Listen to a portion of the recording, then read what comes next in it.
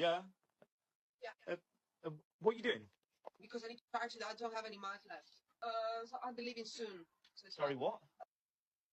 Yeah, I came to see a friend and I don't have any mileage left.